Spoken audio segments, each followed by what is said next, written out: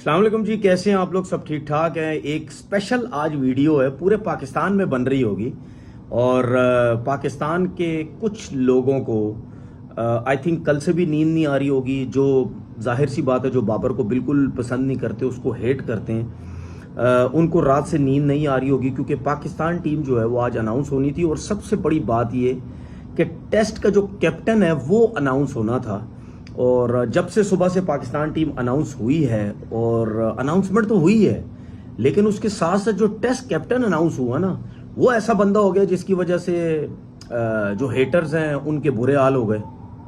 Videos बना रहे हैं, ओ जी पता नहीं क्रिकेट पीछे चली गई, फलाना हो गया। इनका पसंद का बंदा अगर उसको 6 दफा भी कप्तानी मिलती ना, ये कहते कि जी बड़ा जबरदस्त फैसला किया पाकिस्तान क्रिकेट बोर्ड ने। ठीक है, तो मेरा इन सबसे सवाल ये है कि जब 2023 में बाबर आजम के साथ नाइंसाफी हुई थी, उस नाइंसाफी में तो आप लोग भी थे सारे।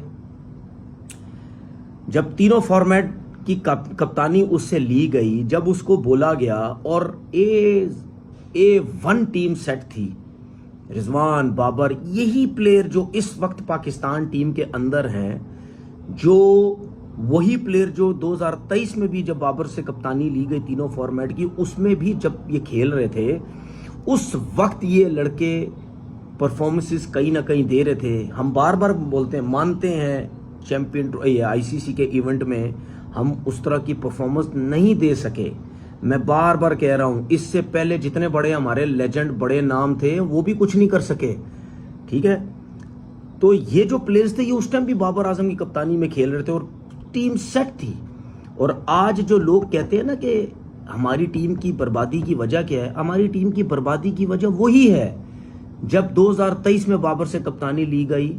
और आप सबको याद है क्या क्या बोला गया। यही लोग इस वक्त जो कह रहे हैं ना कि हमारी क्रिकेट पीछे चली गई, इसको क्यों दोबारा कप्तान बना दिया, उस टाइम ये लोग नहीं सपोर्ट कर रहे थे बाबर आजम को। उस टाइम इन सबों के मुंह पे ये अल्फाज थे, दोस्ती यारी बनाई हुई है, किसी को मौके नहीं दे रहा, बाबर के हाथ में क्रिकेट बोर्ड है, सिलेक्टर्स उसके हाथ में है, चेयरमैन उसकी सुनता है। आपके सामने जब रमीज राजा चेयरमैन बने, उसके बाद रमीज राजा ने उन्होंने आके जिस तरह बैक किया बाबर आजम को, तो क्या हुआ उसके बाद पूरा पाकिस्तान शुरू हुआ था, ओ जी रमीज मिल गए जी, रमीज राजा चेयरमैन है, लेकिन रमीज राजा क्रिकेट खराब, बाबर को सपोर्ट कर रहे हैं, खुली डुल्ली सपोर्ट कर रहे हैं। आपको याद है ना कि रमीज राजा साहब ने ये बोला था कि मुझे बाबर आजम के अलावा नजर ही नहीं आता।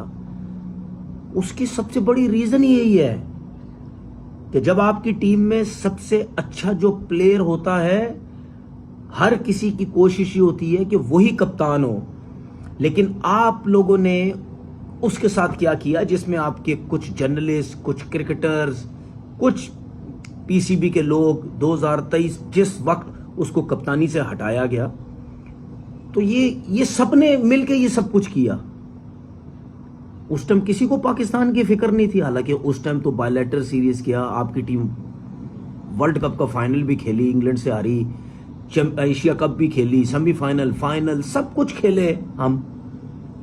तो क्या उस टाइम को नजर नहीं आ रहा था कि यार बाबर आजम, उस टाइम भी ये जेलिस लोग, ये जलते हुए लोग, ये हेटर्स उस टाइम भी कोई ना कोई नुक्ते निकालते थे बाबर आजम की कप्तानी में, बाबर आजम की बैटिंग में, बाबर आजम की ये प्लेइंग 11 में। कैच छोड़ दे तो क्यों छोड़ दिया, फील्डिंग गंदी होगी तो क्या कर दिया इसने।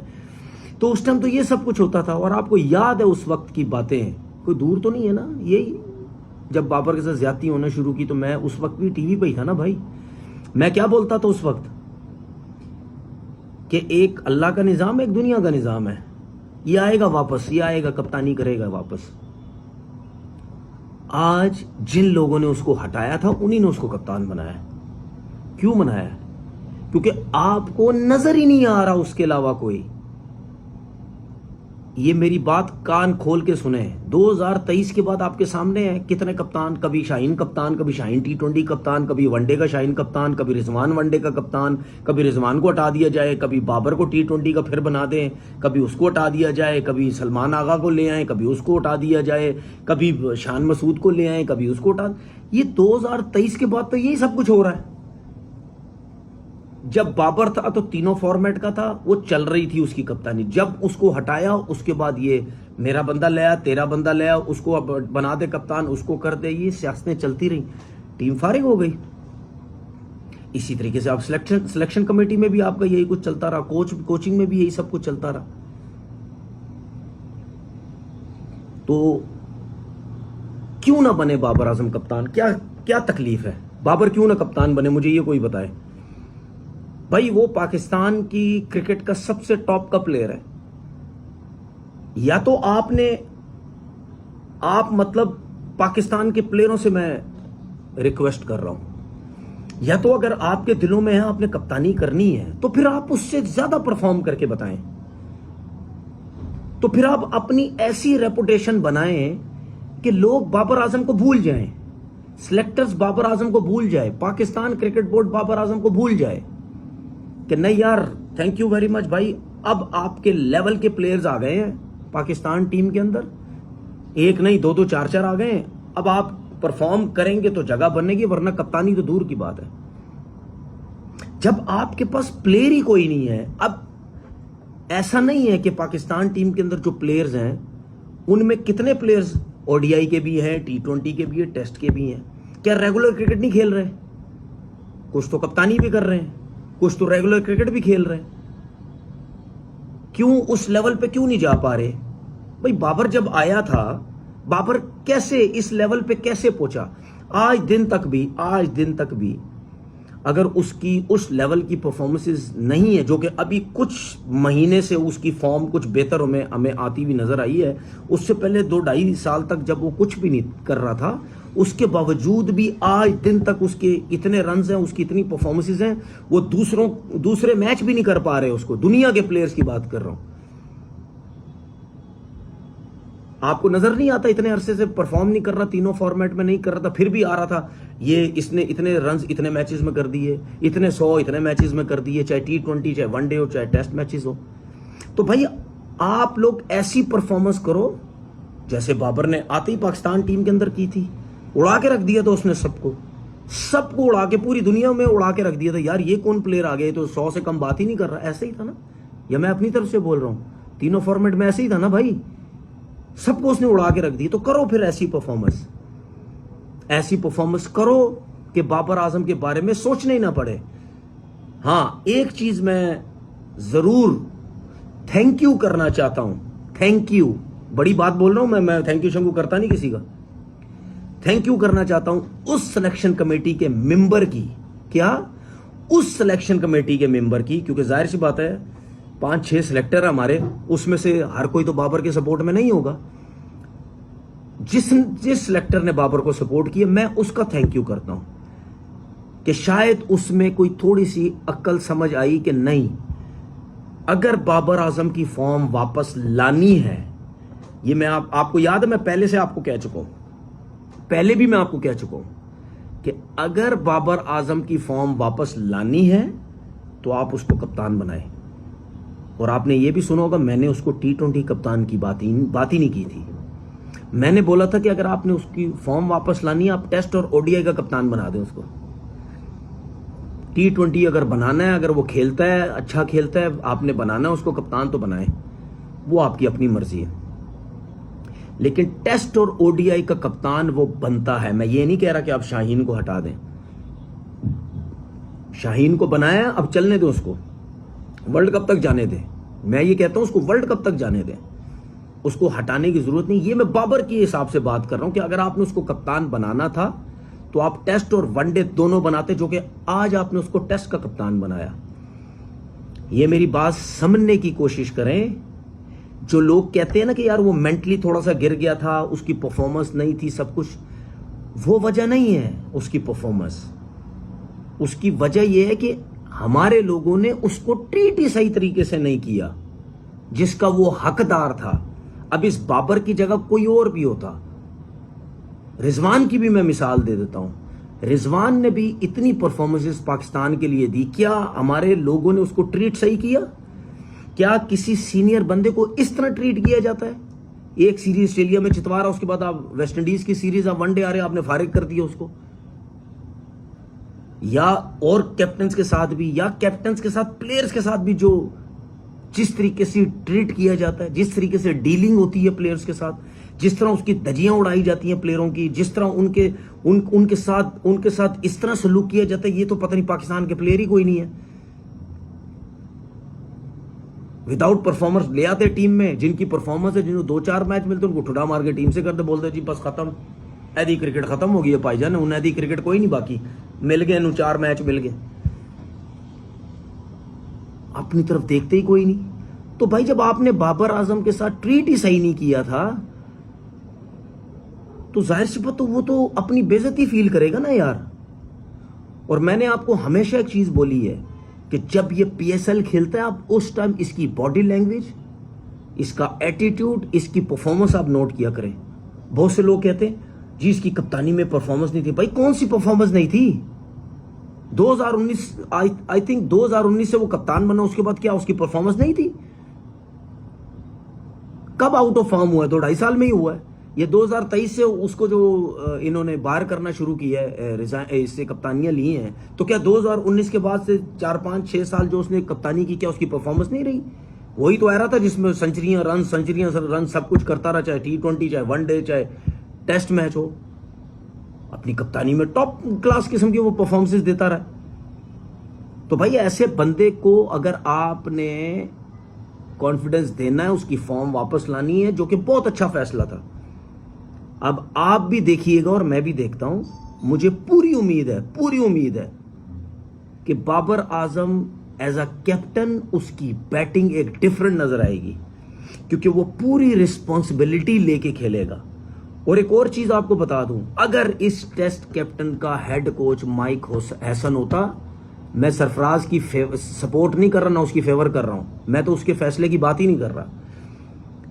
अगर हेड कोच माइक हसन होता तो बाबर आजम आज टेस्ट टीम का कप्तान भी ना होता। ये सिलेक्टर्स, जिस सिलेक्टर ने उसकी सपोर्ट की है, बड़ी बात है, उसने सपोर्ट की है, और वो शायद चाहता है कि इसकी फॉर्म वापस आए, और वो ये चाहता है कि जिस तरह पहले टीम जो है वो खड़ी थी हमारी, मैचेस जीतती थी, परफॉर्मेंसेस होती थी, बेशक आप इवेंट बड़े नहीं जीत सके, लेकिन फाइनल, सेमीफाइनल सब खेले, लेकिन उसके अलावा इंडिविजुअल भी परफॉर्मेंस चलती रहती थी। आप इसको टेस्ट टीम चलने दें, ये आपको दोबारा से टीम बना के देगा। और अब जब कप्तान बना, ये पागल हो गए हेटर्स, ये दोबारा पागल हो गए। अबे तुम पागल क्यों हो रहे हो? तुम लोगों को तो मुद्दा मिल गया है, तुम लोग उड़ाओ बाबर आजम को, और क्या चाहिए? तुम लोग करने क्या आए हो? यही तो काम करने आए हो। यहाँ पे यूट्यूब चैनल खोला तुम लोगों ने किस लिए? बाबर आजम के चक्कर में तो खोला, व्यूज कमाने के चक्कर में, इंडिया की चमचागिरियां के चक्कर में, इसलिए तो तुम लोग खोला। वो एक और मुद्दा मिल गया तुम लोगों को, बाबर कप्तान, चलो जी उड़ाओ, इसको दबा के उड़ाओ, पीसीबी को उड़ाओ, सिलेक्टर्स को उड़ाओ, सब कुछ उड़ाओ। तो तुम्हारा तो काम ही यही है। तो भाई सीधी बात, अपने को तो बहुत खुशी हुई, मुझे तो ऐसा लगता है आगे चल के ओडीआई का कैप्टन भी ना बन जाइए। अब देखना ही है कि ओडीआई का कैप्टन वो कब बनता है। ये तो मैंने बाबर के ऊपर बात की। दूसरी बात मैं शाहनवाज दानी के ऊपर करनी है। कहां जाएगा, किधर जाएगा, कहां जाके परफॉर्मेंस दे, कितनी फिटनेस शो करे, कितने लंबे लंबे स्पेल जाके करे, क्या करे वो? हर फॉर्मेट में तो वो परफॉर्म कर रहा है। ये हमारे आकिब जावेद, ये मिसबा, ये सिलेक्टर जितने भी हैं भाई, ये यही कहते हैं ना यार, डोमेस्टिक क्रिकेट खेलो। आप किसको कहते हैं डोमेस्टिक क्रिकेट खेलो? आप अपने पाकिस्तान के टॉप प्लेयर्स को कहते हैं डोमेस्टिक क्रिकेट खेलो और ये कॉन्ट्रैक्ट पे साइन करो। तो भाई उनको तो साइड पे कर दो। जो डोमेस्टिक में परफॉर्म कर रहा है दानी, उसको जब सिलेक्ट नहीं करोगे तो वो भी मुंह नहीं लगाएगा डोमेस्टिक क्रिकेट को। जब वो बोलेगा कि यार, या बड़ा नाम हमारा बोलेगा जब इसके साथ ज्यादती हो सकती है, तो आम किस खेत की मूली है भाई?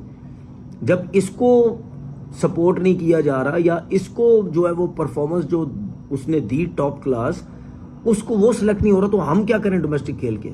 मतलब उबैद शाह कि अभी 70-80 आउट है और आपने उसको टेस्ट टीम में डाल दिया। मोहम्मद अली, जो बातें होती सब डोमेस्टिक का सबसे अच्छे बॉलर, 104 का स्ट्राइक रेट है उसका टेस्ट मैचेस का, जो 4 टेस्ट मैच खेले और टोटल 6 आउट है उसके। 104 का स्ट्राइक रेट का मतलब आपको पता है ना क्या है? वो वापस आ गया। क्या, किस पे वापस आ गया? वो जी T20 में परफॉर्मेंस, लीगों में परफॉर्मेंस, इधर उधर परफॉर्मेंस। डोमेस्टिक में कितने आउट कर दिए हैं? क्या शाहनवाज दानी आउट नहीं कर रहा?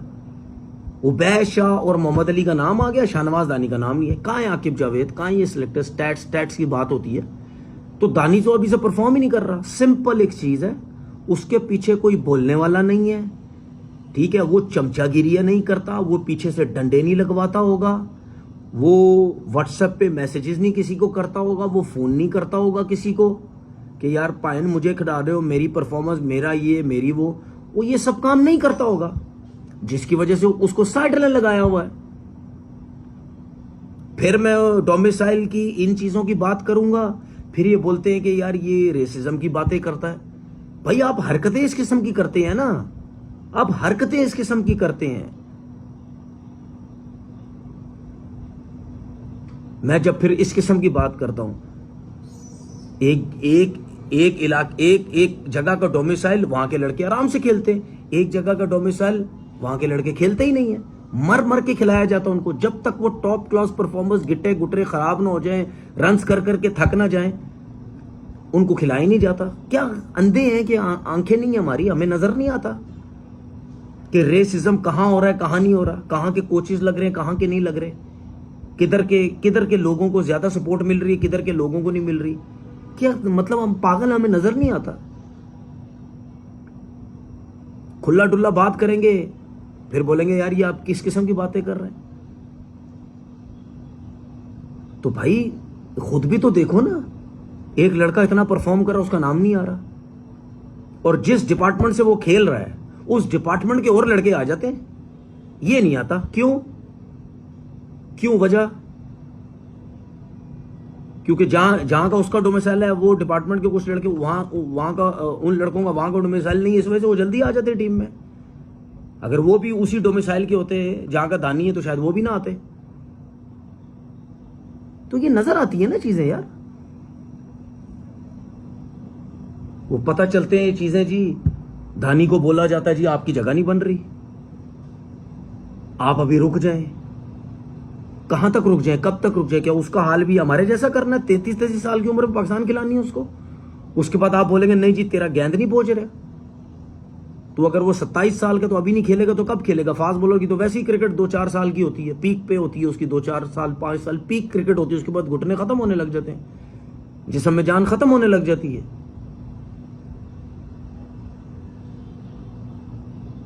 अभी इसमें कुछ 1-2 लड़के आए हैं। कामरान गुलाम का है, कामरान गुलाम क्या उसका कोई हक नहीं है कमबैक करने का? वो एक लड़का है, पता नहीं क्या नाम उसका, अवेज जफर है, क्या है नाम है, मैं अभी निकालता हूं उसको।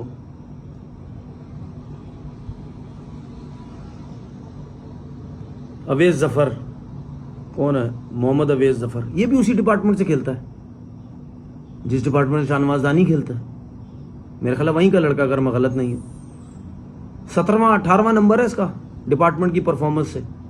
ये कैसे आ गया? इससे पहले कामरान गुलाम के रन है, ठीक है, और लड़के जिनके रन है। मैं ठीक है, मिडिल ऑर्डर के हिसाब से अगर आपने इसको देखा है तो मिडिल ऑर्डर तो कामरान गुलाम सबसे पहले बनता है। क्या कामरान गुलाम की परफॉर्मेंस बुरी है? 28 की एवरेज है उसकी टेस्ट की, एक 100 की है, एक शायद 50 भी किया हुआ है। तो क्या परफॉर्मेंस थी उसकी बुरी? आपने उसको उठा के फारिग कर दिया। अब उसका कमबैक अजाब बना, उसका कमबैक ही नहीं हो रहा। ज्यादतियां कर रहे हो। नुमान अली को आपने बाहर किया, 40 को हो गया, ठीक है आपने उसको बाहर किया, लेकिन मुझे रीजन दो आपने उसको। जो मैं उसकी सपोर्ट में बात नहीं कर रहा, 40 को हो गया, ठीक है, बहुत इनफ हो गई है क्रिकेट, लेकिन मुझे रीजन दो ना, क्या रीजन है, क्यों बाहर हुआ वो? आपने तो उन लोगों के मजे करवा दिए थे पाकिस्तान के अंदर। आकिब जावेद ने तो रेड़ा विकटे स्पिन ट्रैक बना के। अब वही नुमान अली जिसने बांग्लादेश में जाके कुछ नहीं किया, ठीक है, आपने उसको फारिग कर दिया। तो दूसरे टेस्ट मैच जब साजिद खेला तो साजिद ने क्या किया था? वो क्यों है टीम के अंदर? तो फिर नुमान अली क्यों है टीम से बाहर? भाई आकिब जावेद ने तो शशके कराए थे, मजे करवाए इनको, रेड़ा पिचे ब्रेक विकेटे बना के कि भाई आप ही क्रिकेट, आप ही नया बॉल करेंगे, बाढ़ में जाए फास्ट बॉलिंग, आप ही सब कुछ करेंगे। तो फिर बांग्लादेश में जब दोनों ने कुछ नहीं किया तो फिर दोनों टीम से बाहर होना चाहिए था ना। फिर साजिद क्यों है टीम से बाहर, टीम में, और नुमान क्यों है बाहर? ठीक है, ये इनकी बातें कुछ हैं, ये सिर्फ मीडिया में आते हैं अपने आप को बचाने के लिए, अपने आप को सेव करने के लिए। भाई आकिब जावेद 10 जगह पे जाके इंटरव्यू दे रहे हैं अब, ठीक है, मेरी एक बात का ये बंदा जवाब दे दे, उससे आगे चलूंगा फिर मैं। मुझे ये सिर्फ बंदा बता दे कि यार आप दो काम क्यों कर रहे हैं, पहले ये मुझे बता दे। ये मेरिट है, बोर्ड में मेरिट है, या आप मेरिट की सिलेक्शन कर रहे हैं, या आप मेरिट पे काम कर रहे हैं, या पाकिस्तान क्रिकेट को ऊपर लाना चाह रहे हैं ना, जो आप प्रेस कॉन्फ्रेंस में बैठ के कह रहे हो। तो जब पाकिस्तान क्रिकेट को ऊपर लेके जाना चाह रहे हो तो आप दो नौकरियां क्यों कर रहे हो? आप क्यों नहीं सिर्फ नेशनल क्रिकेट अकेडमी संभाल रहे? आप क्यों सिलेक्शन कमेटी में बैठे हुए? आप क्यों नाम नहीं दिया हुआ लेकिन आप चीफ सिलेक्टर हैं? आप सेंटर में बैठे होते हैं, क्यों? सेंटर में तो चीफ सिलेक्टर बैठता है, आप क्यों बैठते हैं? बैठे ना उधर सबसे एंड वाली कुर्सी में बैठ जाए ना। असद शफीक को बीच में बिठा दें, मिसबा को बीच में बिठा दें, आप उधर राइट साइड पे या लेफ्ट साइड पे सबसे कोने में बैठे, आप क्यों बीच में बैठते हैं? आप तो चीफ सिलेक्टर नहीं है, बेशक आप सीनियर हैं, बड़े हैं, कुछ भी है, आप साइड पे होकर बैठे।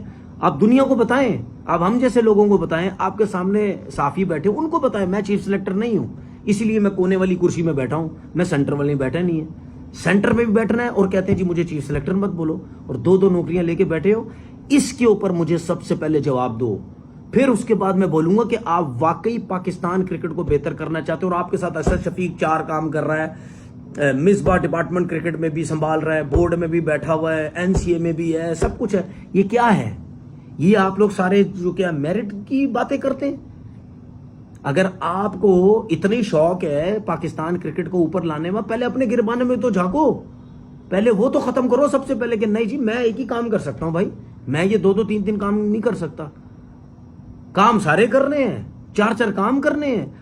और वही आप वाला वर्ड भाषण देते हो आप सबको आके टीवी पे, हैं कि जी हम पाकिस्तान क्रिकेट को बेहतर करना चाहते हैं। तो आप कहां से पाकिस्तान क्रिकेट को बेहतर करना चाहते हैं? ना सिलेक्शन सही तरीके से करते हो, ठीक है, ना काम सही तरीके से करते हो। 4-4 नौकरियां ली हुई और कहते जी पाकिस्तान क्रिकेट को हमने ऊपर लेके जाना। अपना बहुत बहुत ख्याल रखिएगा। अल्लाह हाफिज।